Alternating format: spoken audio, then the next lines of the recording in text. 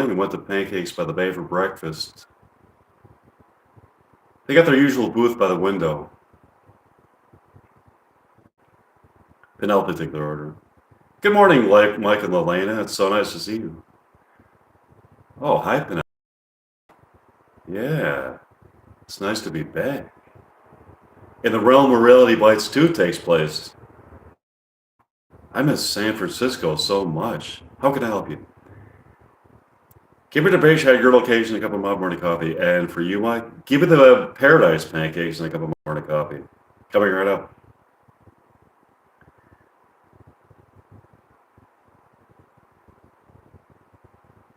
So nice to look out the window here in Pancakes by the Bay and observe happy San Francisco people. It sure is. I miss that. Oh, it's funny to observe these people. We have to start running our script based on these people. Yeah, that's going to be interesting. I thought that what we could do is write the script and put on a performance right here in the restaurant.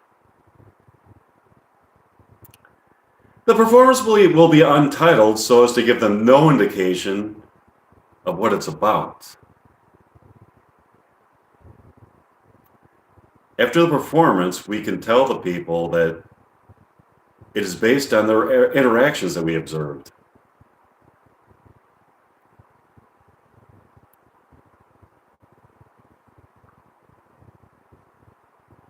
That'd be wonderful.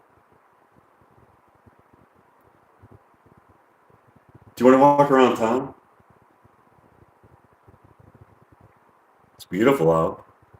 Sure. Okay. Let's have some fun. Mike and Lelena went for a walk around San Francisco and had a wonderful morning. Mike and Lelena got up the next morning.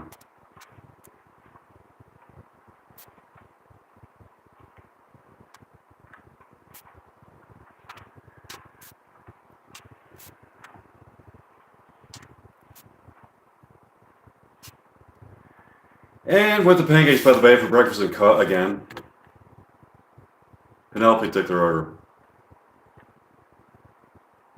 How can I help you people? Give me the Bayside crepes and a cup of Mountain Morning coffee. And for you, Lelena, give me the Bayside pancakes and a cup of Mountain Morning coffee. Coming right up. We have to start writing our script based on the observations of passers-by. I know. Do you have any ideas yet? I think the Corvette woman should be in the script. Yeah, there are some intriguing behaviors to be observed relating to her, including the package that she keeps passing back and forth to other people.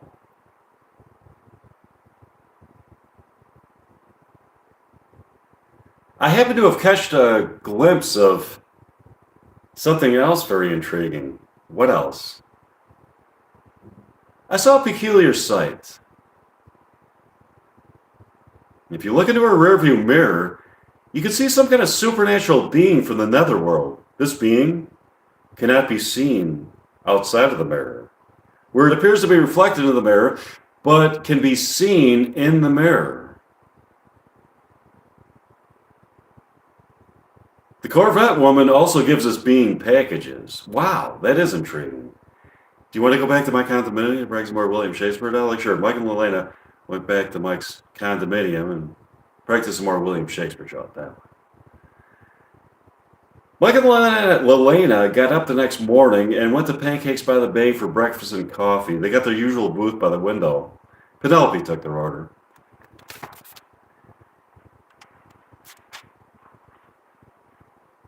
How can I help you? Give me the Bayside pancakes and a cup of Mountain Morning coffee. And for you, Lelena?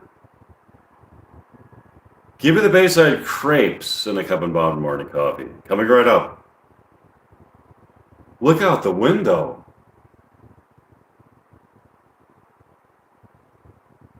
I wonder what's going on out there. They look out the window to see the Corvette woman staring intensely at the supernatural being in her rear view mirror. The supernatural being stares back at Penelope with a hideous glow of malevolence in her eyes and wanders off into another realm. Penelope then gets out of the car and walks up to another woman on the sidewalk and hands her a package. The woman then physically passes through a mirror on the sidewalk where she intermingles with people and objects that are reflected by the mirror. She has become a part of the mirror's reflections.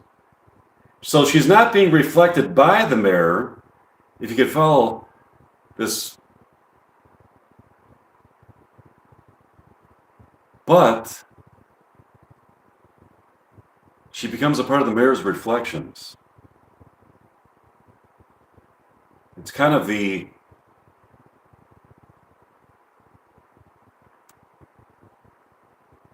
it's kind of similar to it's similar to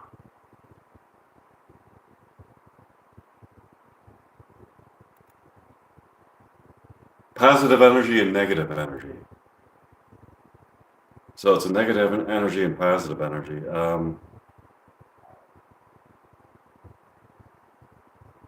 That's fascinating. That woman is in the mirror among the reflections of the mirror. I wonder why she's in there. Images and people reflected by a mirror can trail off and form a quasi-reality, wherein the reality that they are reflecting can coalesce with the reflection itself.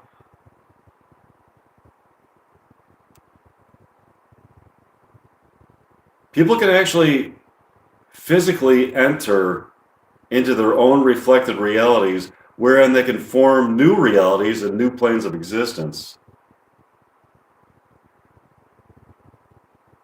I wonder why that woman went in there with the package. Maybe to escape this reality where people are after the package. Yeah, maybe.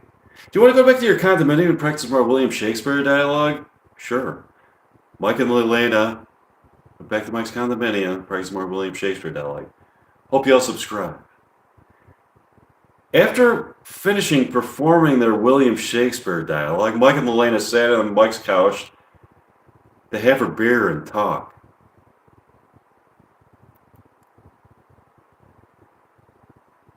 Just being with you is an exquisite pleasure. It's what I look forward to most every day. I agree. Just looking into your looking into your eyes and feeling the essence of your soul takes me to places of perfection. When I look into your eyes, I know I was meant for you and you were meant for me. I also feel the same way.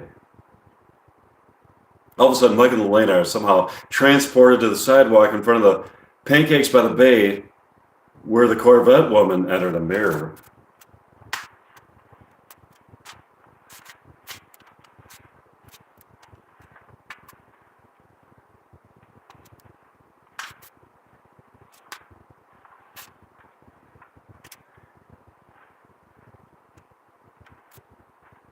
I'm just getting to the place where this leaves off. I hope you all subscribe.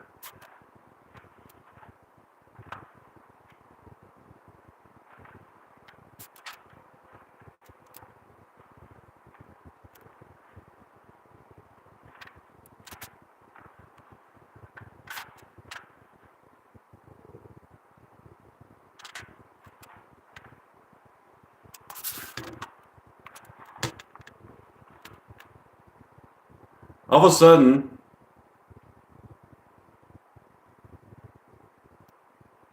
he looks into the large mirror on the wall in the living room and sees not his reflection in the present moment,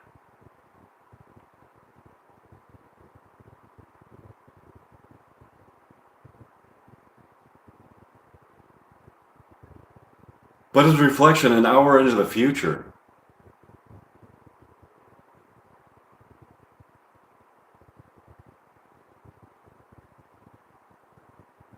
Is this what you were looking for?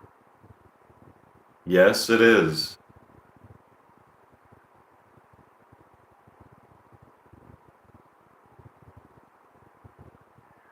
Would you give that back to me? No. What's in it? An object that no one on Earth has ever seen that can transform the future? Bye. With that, he vanished. Mike and Elena talked into the evening. They performed some more William Shakespeare dialogue. Hi, thanks for joining me. We got Tony Brewer. That's your name? Hi, thanks for joining me.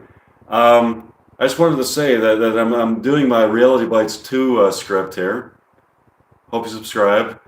And from here on out, just keep. Sometimes I'm seeing like comments on the screen and everything, and I appreciate the comments, but I just wanted to say that I don't want to interrupt the continuity of my flow. So I'm going to just keep doing the play that I'm performing here without interruption, and then afterwards I can answer any questions or I can respond to any comments after I perform the play. So I just wanted to say that's how I would like the flow of my theatrical performance to go. But thanks for joining me. I hope you subscribe. Thanks. Michael and I got up the next morning and went to Pancakes by the Bay for breakfast and coffee. They got their usual booth by the window. Penelope took their order.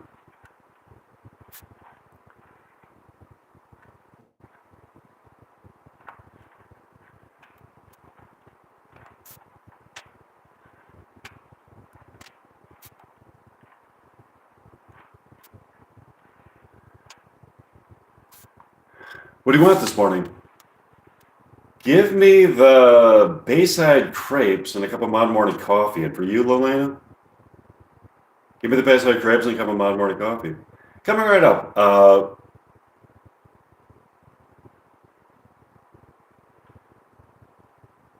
What do you think of the package that can transform the future?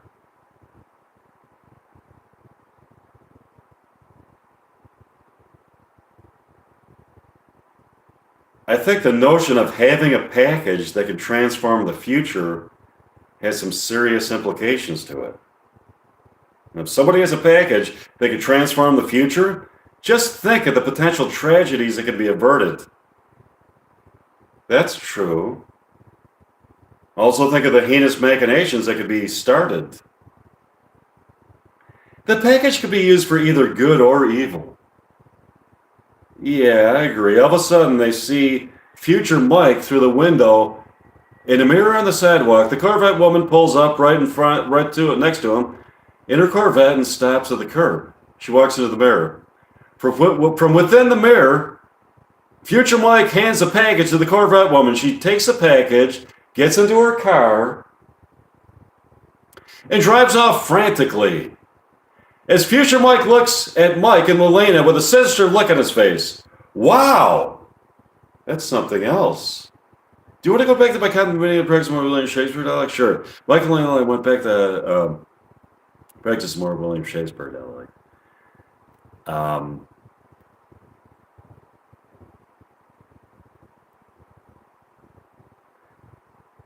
Mike and Lilena thoroughly enjoyed their performances of William Shakespeare dialogue that evening and got up the next morning to go for a walk along the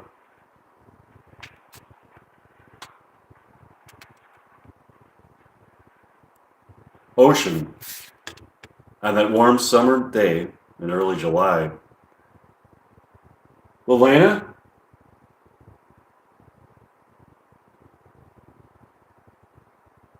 Yes, what is it, Mike? If you could transform the future, in what way would you transform it?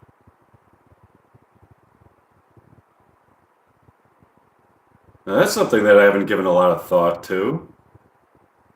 Considering the fact that the future does not yet exist, only the past and present exists,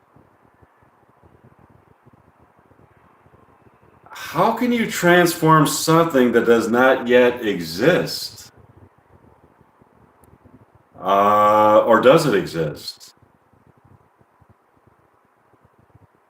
In the same sense that you could say that the future doesn't exist, you may also say that the past doesn't exist. It doesn't appear that anybody has traveled to the past. If the past did exist as something tangible,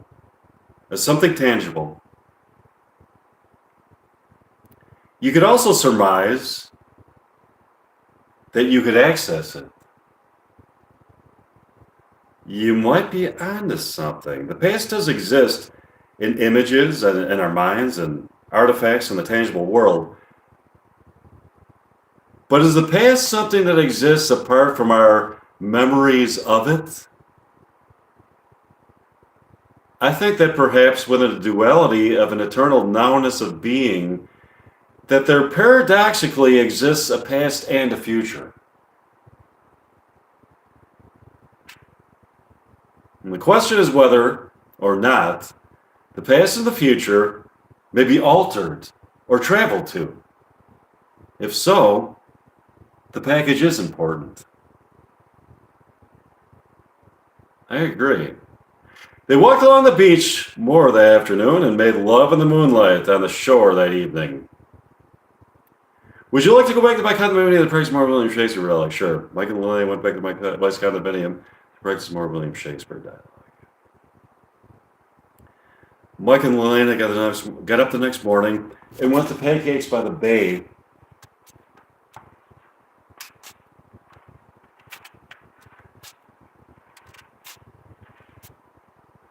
For breakfast and coffee. Penelope took their order. How can I help you? Give me the Bayside pancakes and a cup of mountain morning coffee. And for you, Lelena? Give me the Bayside griddle cakes and a cup of mountain morning coffee. Coming right up.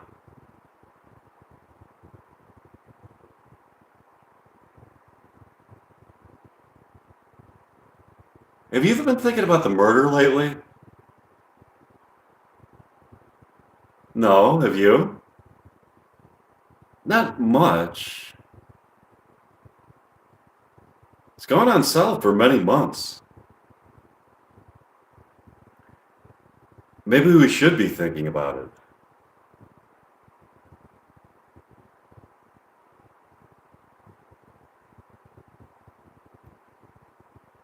I said we left the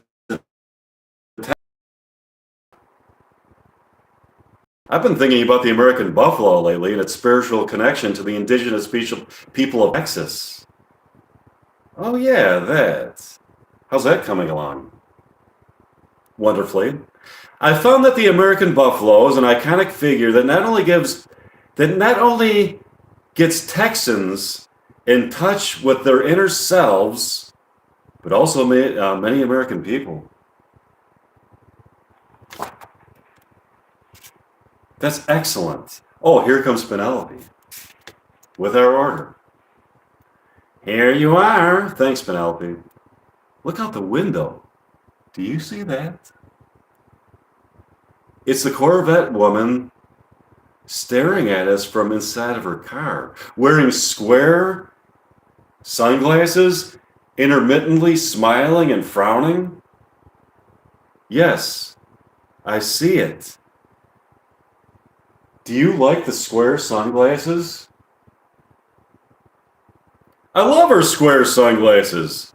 I love them because they are not only square, but they are so huge. So yes, I do love her square sunglasses. Do you love her square sunglasses? Yes, I love them. I love them because they are huge. I love them not because they are huge, but because they are square. I would, however, love them more if they were oval. How much more would you love for square sunglasses if they were oval? I would love her square sunglasses 74% more if they were oval. That being said, I think her square sunglasses are cool. They are not square. They are square in shape, but not square when it comes to coolness. I agree. Do you want to go back to my condominium and practice more William Shakespeare dialogue? Sure.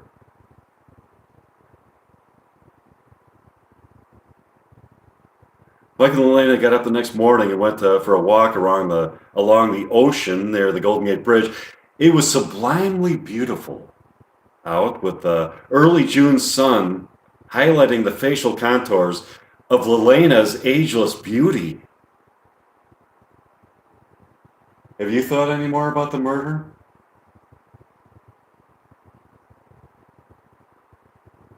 No, have you? As a matter of fact, I have.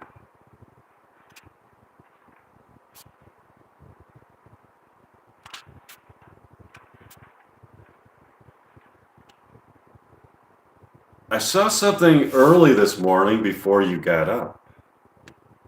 You did? What time were you up? I got up early at 4 o'clock in the morning to go for a run. It's a great time to be up. There's not too many people around. It's so serene. That's nice. What did you see? I saw the Corvette woman pull up to the curb in front of Pancakes by the Bay. And a strange-looking man walked up to the car, reached into it, and grabbed the package from her. As he ran off, I thought that she reached for a gun. I didn't see the gun because it was dark. It was too dark. This brought me to the conclusion that maybe people are fighting over the package because it can transform the future. This fight over the package, I surmise, might be a motive for murder. That's a somewhat plausible theory. Thanks.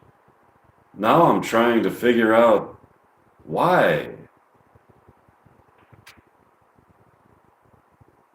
Each particular person would want to transform the future. Do you want to go to Pancakes by the Bay? Sure. Mike and Elena went to Pancakes by the Bay for breakfast with coffee. They got their usual booth by the window. Penelope took their order.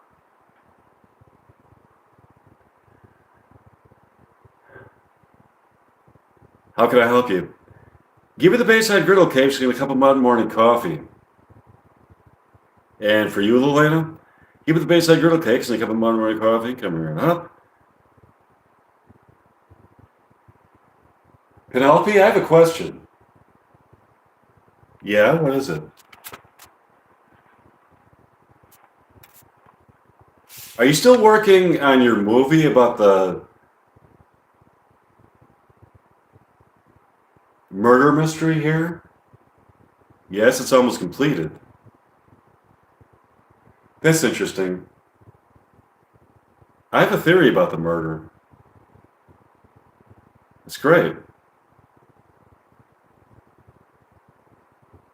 When the movie comes out, you can go and see it and piece together clues and see if it fits your theory about the murder. Excellent. Can Lelaine and I be in it? Sure. We still have a few more scenes to complete. I'll let you know where to be and when. That would be excellent. I'll see you later, Penelope. Bye. Would you like to go back to my condominium? Greg's more village space earlier. Sure, Mike and Elena went back in there. Mike and Elena got up early the next morning. They go for a walk along the ocean by the bay. The temperature was nearly perfect that morning, but strong winds and a gray sky. suggested that a storm may be imminent. Suddenly, a man in a raincoat and a fisherman's hat ran up to them. Stay out of it. What? Stay out of what? You know what. Just stay out of it. I don't know what you are talking about. You know what I'm talking about. Can you clarify? I don't think I need to clarify. I think you know what I'm talking about. No, we don't know what you're talking about. What the fuck are you talking about? Stay out of the solving of the murder mystery unless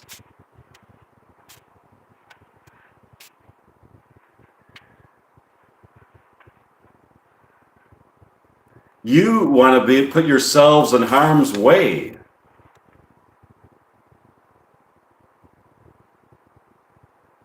Harm's way is my middle name. I'm not afraid to be I'm not afraid to be in harm's way. As a matter of fact, I live on a street named Harm's Way. Really? No, I'm just kidding. Seriously though, why should we stay out of the solving of the murder mystery? There's a hidden society of counterparts of each person living in a parallel realm in this area.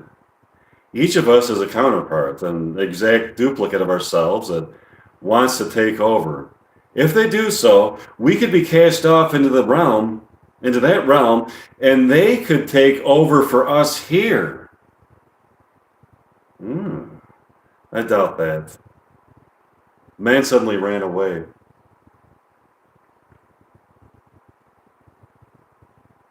What? You don't believe him, do you? You never know. I doubt it. Do you want to go to Pancakes by the Bay? Sure. Mike and Elena went to Pancakes by the Bay for breakfast and coffee. They got their usual booth by the window. Penelope took their order. What'll it be?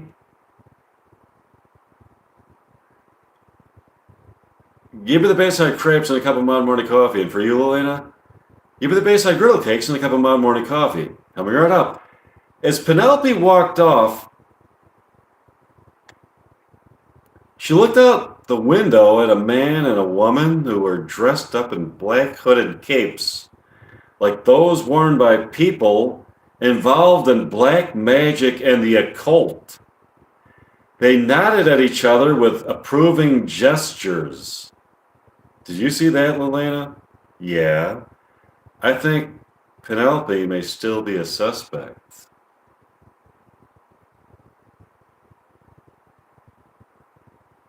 Penelope came back with her food. Let's just enjoy the food. Sure. It's delicious. I agree. Do you want to go back to my condominium price more William Shakespeare? Sure. Michael and Elena went back to Mike's condominium price more William Shakespeare. Michael and Elena got up the next morning and went to Pancakes by the Bay for breakfast and coffee. They got their usual booth out the window. Penelope took their order. What'll it be this morning? Give me the Bayside griddle cakes and a cup of mild morning coffee. And for you, Elena, give me the Bayside griddle cakes and a cup of mild morning coffee. Coming right up. We have some conflicting evidence now, Elena, about the murder. Yeah, it's conflicting. There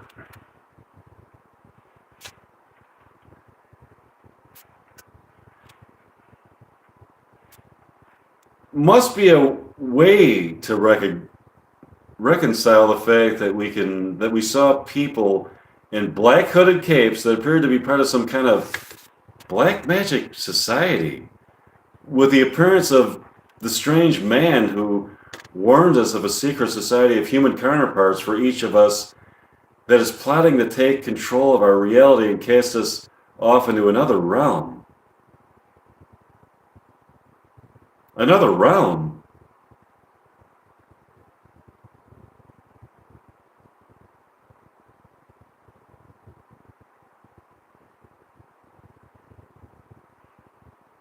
That could be it.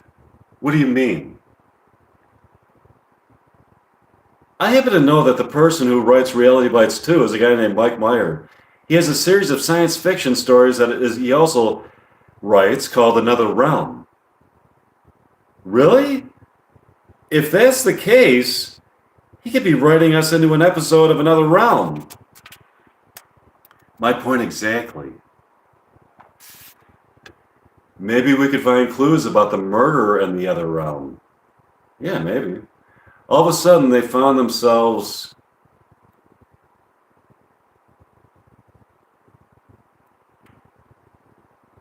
cast off into another realm for about 2 seconds.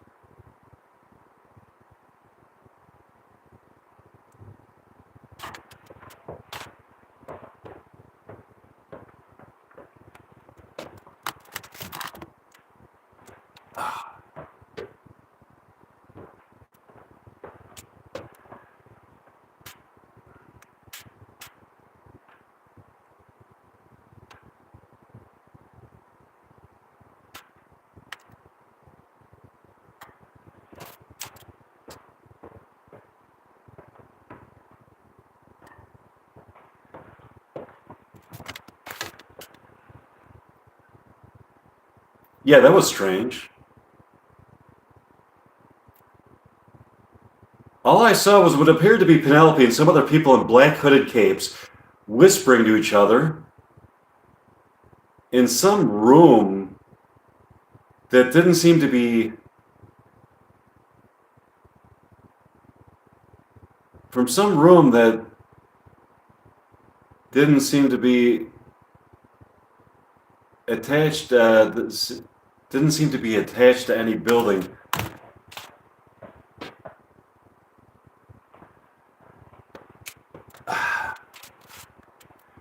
That didn't seem to be attached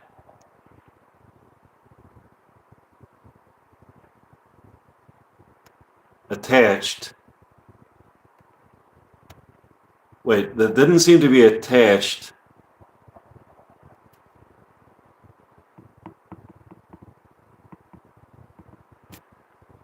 to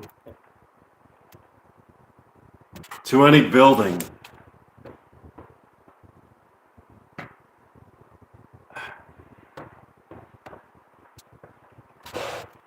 That's all I saw too.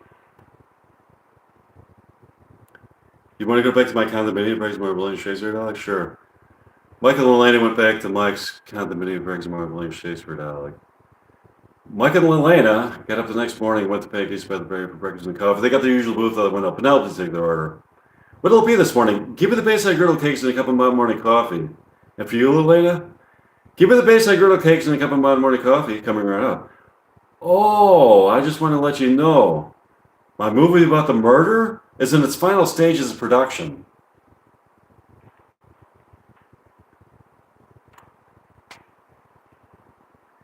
It's going to be released next year. That's terrific, Penelope. Do you have a title for it? Yes. It's called Murder for Breakfast.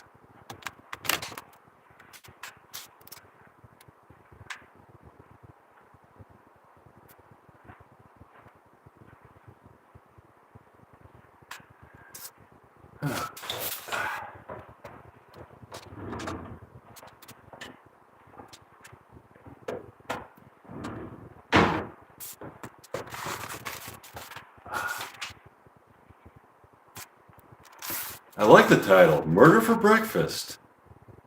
It's the killer's point of view. What's it going to be for breakfast? Murder, exactly. We could sort through the evidence contained in the movie and solve the murder. It appears from evidence that I have gathered that perhaps the murderer had a nice big breakfast here at Pancakes by the Bay before he or she committed the murder and threw the dead body into the van Do you think that the murderer might have left a nice tip? Yeah. Murderers are known to be good tippers with a charming and benevolent side to them. Penelope, this brings something else to the fore. I happen to know that lately there have been a few other murders committed outside of breakfast places in broad daylight. It's the same turn of events. The murderer eats breakfast at the place, is charming and leaves a generous tip, and then throws a dead body into a van. Maybe it's a serial killer who kills people at different breakfast places across America after breakfast. Maybe. Come see my movie when it comes out. Hopefully we can solve it. You can solve it, sure. Mike and Elena went back to Mike's condominium that evening to have a few beers and talk. They were sitting on Mike's couch, looking at the stunning view of the moon being reflected by the waters of the Pacific Ocean on that warm, breezy evening in June. Lovers were frolicking beneath the Golden Gate Bridge and seemed to be in a state of such transcendent love that they were detached from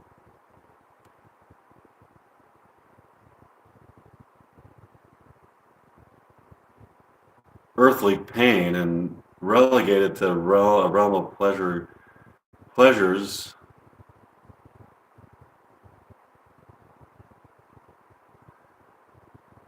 of the soul that can only be felt in that transcendent realm. So we have an interesting situation. Yes, indeed we do. We have pretty good evidence to connect Penelope to the very murder that she is trying to supposedly get solved by releasing a movie about that. Provides evidence for the viewers to solve so that they can try to solve it. The irony is delicious.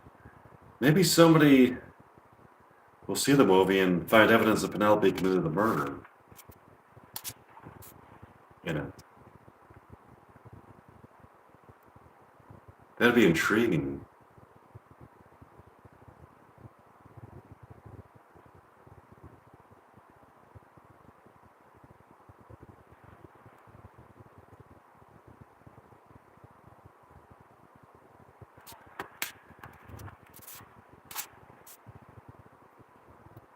You want to practice more relationship? Shakespeare Dollar shirt. Michael and Elena practice more relationship. Michael and Elena get up the next morning to go to Pancakes by the Bay for breakfast. When they get inside, they find that the place has somehow been transformed to the diner in the original Reality Bites, where Elena asks Troy if he could define irony. Troy and Elena are sitting at the bar, talking and laughing. Mike walks up to them. What's going on here?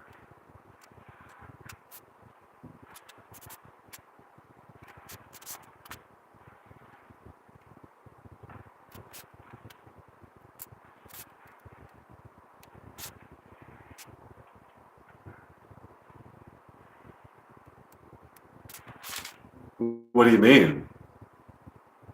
I mean, when I walked in here, I was expecting this to be Pancakes by the Bay. This is the diner from the original Reality Bites. Yeah, what else would it be? Winona and I are filming the scene in the diner for Reality Bites. Do you mean Lelena? No, Winona. That's the character that she portrays. So I am speaking to Ethan Hawke in between takes, preparing for his next scene as Troy Dyer? Yeah, exactly. That's incorrect. You are Troy Dyer. And this is the realm where Reality Bites takes place, which has somehow intermingled itself with the realm where Reality Bites 2 takes place. No, I disagree. This is reality, and I am Ethan Hawke. In between takes, getting ready for the next scene we are filming for Reality Bites. No, Ethan, that's incorrect. You'll find out. I disagree.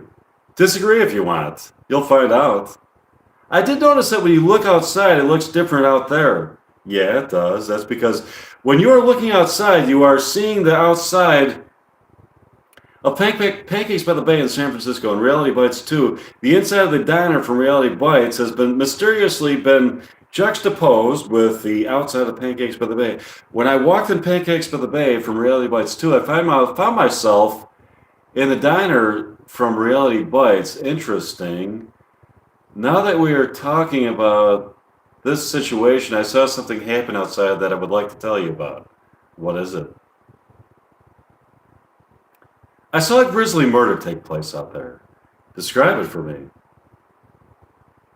A woman who looked like a waitress stabbed a man to death in broad daylight and dumped him in a van that proceeded to drive off into the San Francisco morning.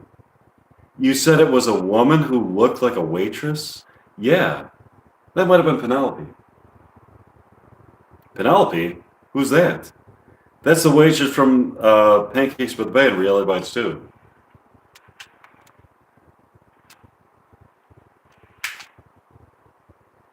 You may have solved the murder mystery. Fabulous. Well, the lady from Reality Bites 2 walks up to them. I was just sitting at the bar having breakfast and coffee with my own character from the original Reality Bites 2, from the original Reality Bites, and heard your conversation. It sounds like Troy from the original Reality Bites may have solved our murder mystery. Yeah. It does appear that he may have solved it. Would you like to go back to my condominium to practice more William Shakespeare dialogue? Sure.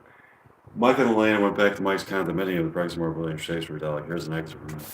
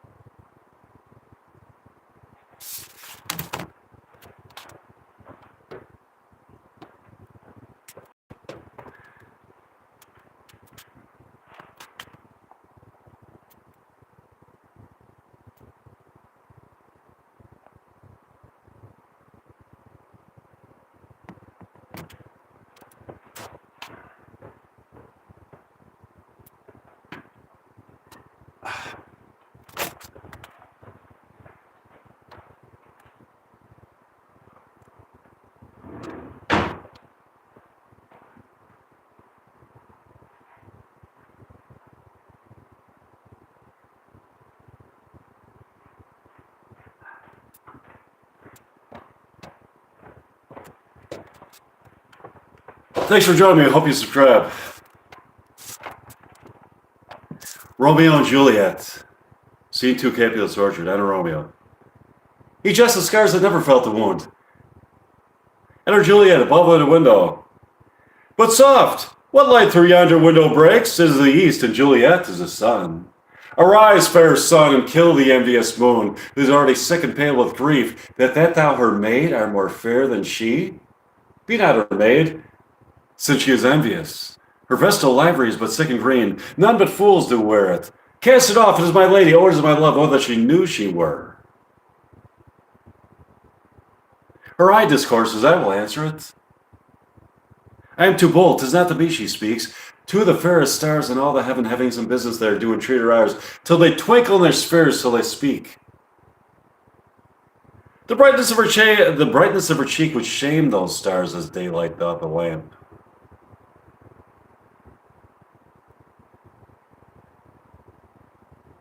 With through the airy region streams so bright that birds would sing and think it were not night.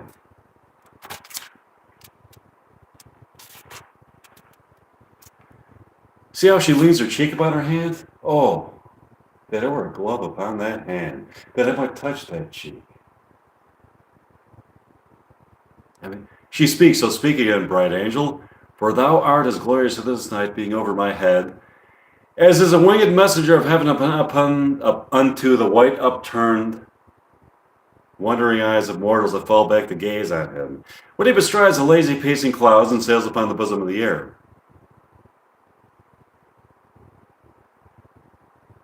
Lady, by yonder blessed moon, I vow that tips with silver all those fruit tree tops. Oh, swear not by the moon, the inconstant moon, that monthly changes in her circled orb, lest that thy love prove likewise variable. What shall I swear by? Do not swear at all. Or if thou wilt, swear by thy gracious self, which is the God of my idolatry, and I'll believe thee.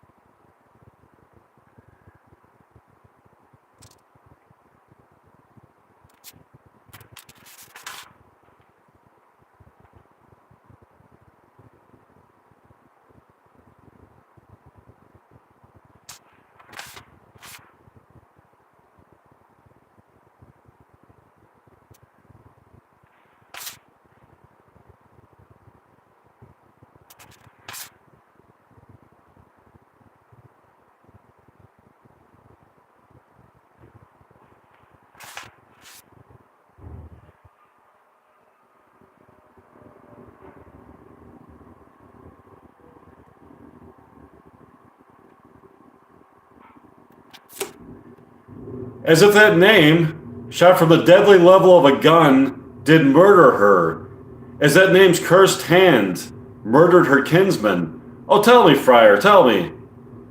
And what vile part of this anatomy doth my name lodge? Tell me, that I may sack the hateful mansion. Hold thy desperate hand. Art thou a man? Thy form cries out thou art. Thy form cries out that thou art. Thy tears are womanish. Thy wild acts denote the unreasonable fury of a beast. Unseemly woman and a seeming man. An ill-beseeming beast and a seeming both, and seeming both. Thou hast amazed me. By my holy order, I thought thy disposition better tempered. Hast thou slain Tybalt? Wilt thou slay thyself? And slay thy lady that in thy life lives. By doing damned hate upon thyself? Why railest thou on thy birth, the heaven and the earth? Since birth and heaven and earth, all three do meet in thee at once, which thou at once wouldst lose.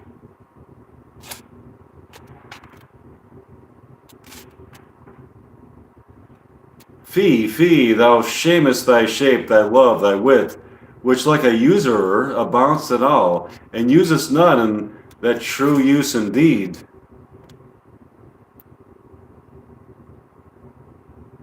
Which should bedeck thy shape, thy love, thy wit. Thy noble shape is but a form of wax, digressing from the valor of a man, thy dear love sworn but hollow perjury, killing that love which thou hast vowed to cherish, thy wit, that ornament the shape and love, misshapen in the conduct of them both. Like powder in a silkness and a skillness soldier's flask, is set afire by thine own ignorance, and thou dismembered with thine own defense. What roused thee, man? Thy Juliet is alive, for whose dear sake thou wast but lately dead. There art thou happy. Tybalt would kill thee, but thou slewest Tybalt. There art thou happy too. The law that threatened death becomes thy friend, and it turns to exile. There art thou happy. A pack of blessings lights upon thy back. Happiness courts there in best array.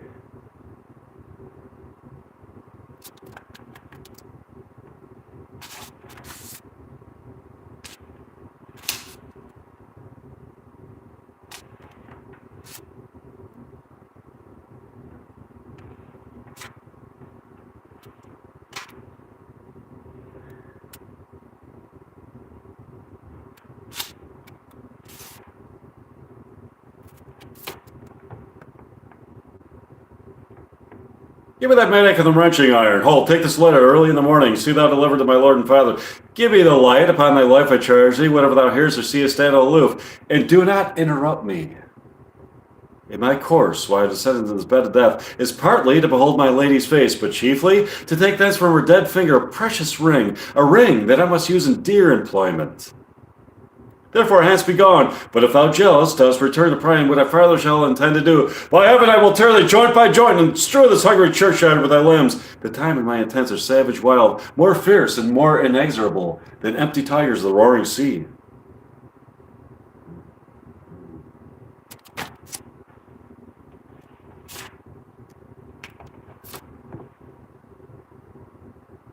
This letter doth make good the friar's words, the course of love, the tidings of her death, and here he writes that he did buy a poison, a poor apothecary, and therewithal came to this vault and die and lie with Juliet. Where be these enemies, Capulet, Montague? See what a scourge is laid upon your head, that heaven finds means to kill your joys with love, and I, for winking your discords too, have less of brace of kinsmen. All are punished. Oh, brother Montague, give me that hand. This is my daughter's jointure, for no more can I demand. But I can give thee more. For I will raise her statue in pure gold, that whilst Verona that name is known, there shall no figure at such rate be set than as that of true and faithful Juliet. As rich shall Romeo by his lady's lie pour sacrifices of our enmity. A gloaming peace this morning with it brings. The sun for sorrow will not show his head. Go hence and have more talk of these sad things. Some shall be pardoned and some punished. For never was a story of more woe than this of Juliet and Romeo. Thanks for joining me. I hope you subscribe. Bye. I'll see you next time. Bye.